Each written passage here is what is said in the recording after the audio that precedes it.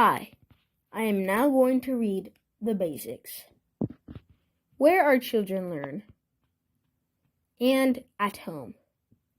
It's no surprise to anyone that children need time with their parents. And even though most parents are extremely busy, whether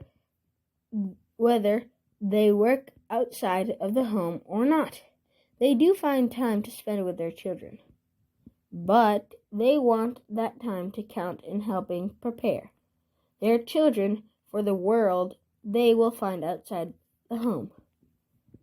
What counts most is what we say and what we do at home, not how rich or poor we are or how many years of school we have finished. When children can count on getting attention at home, they have a greater sense of security and self-worth. This will help them do better, not only in school, but also when they grow up. If you think about it, school, while very important, does not take up very much time. In the United States, the school year averages 180 days. In other industrialized nations, the school year can extend up to 240 days, and the students are often in school more hours per day. So, the hours and days a child is not in school are important for learning too. Communicating. This is probably the most important activity we can do in our home, and it doesn't cost anything. Ask questions, listen for answers. These are no-cost, high-value things to do.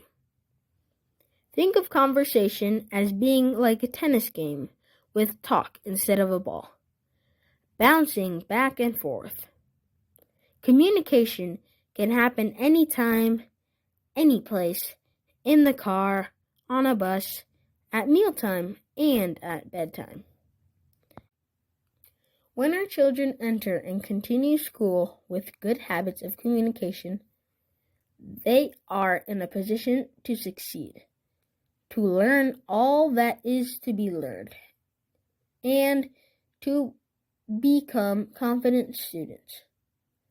Starting early. Here are some things you can do when your children are young.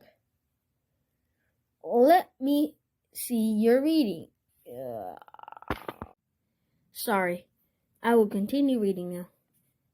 Let me see you read, and read to them and with them. Visit the library. If they are old enough, make sure they have their own card.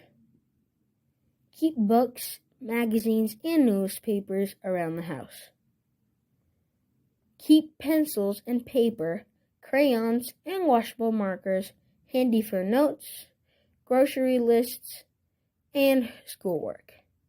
Writing takes practice, and it starts at home. Teach children to do things for themselves, rather than do the work for them. Patience when children are young pays off later. Help children, when needed, to break down a job into small pieces. Then do the job one step at a time. This works for everything: getting dressed, a job around the house, or a big homework assignment. Develop, with your child, a reasonable, consistent schedule of jobs around the house. List them on a calendar day by day. Every home needs consistent rules children can depend on. Put a plan into action and follow through. Give each child an easy-to-reach place in which to put things away. Set limits on TV viewing so that everyone can get work done with less background noise. Watch TV with your child and talk about what you see. Handling homework. These are the messages to get across to your children about homework. Education is important. Homework has to be done. Let children know this is what you value. Try to have a special place where each child can study. Help your children plan how to do all the things they need to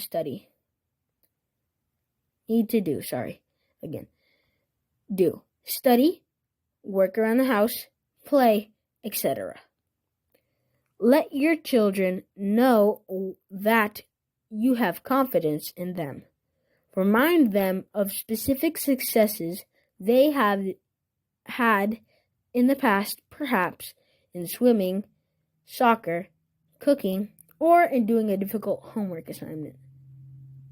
Don't expect or demand perfection when children ask you to look at what they've done, from skating, a figure eight, to a math assignment.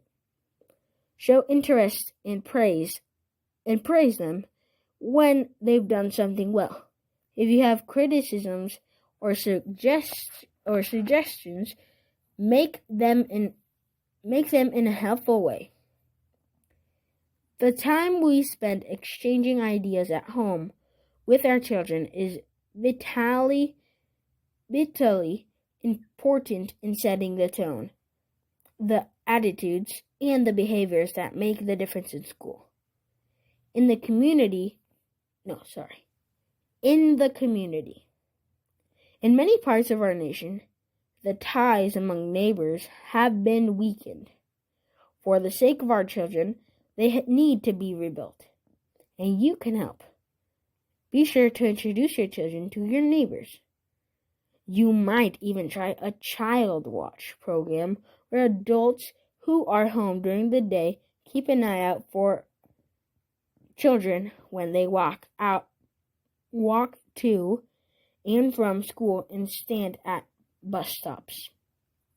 Some schools are helping families connect with the community by, for example, becoming centers for social services as well for education. Getting to know your child's school can help you in a very real way. Get to know a major part of your community. It can also help you build a network of wider community support for your family. At school. Parents can become involved with the schools in several different ways.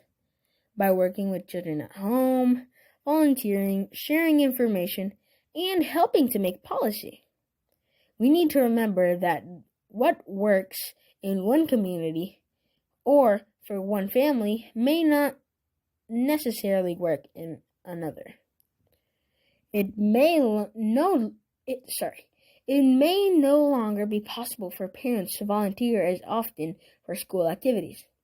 However, working with children at home and sharing information with the school are two things all parents can do. The section after the activities, parents and schools, has some suggestions on how to get the most out of talking to your child's teacher. Many teachers say they rarely receive information from parents about problems at home. Many parents say they don't know what the school expects from their child. Sharing information is essential, and both teachers and parents are responsible for making it happen. With our help, our children can become confident students, able to handle the challenges of school. This means, number 1, talking with our children about the value of hard work and about the importance of education. Number 2, talking about what's happening in school. Number 3, reading report cards and messages that come from school. Number 4, going to school and meeting with teachers. Number 5, taking part in school events when you can.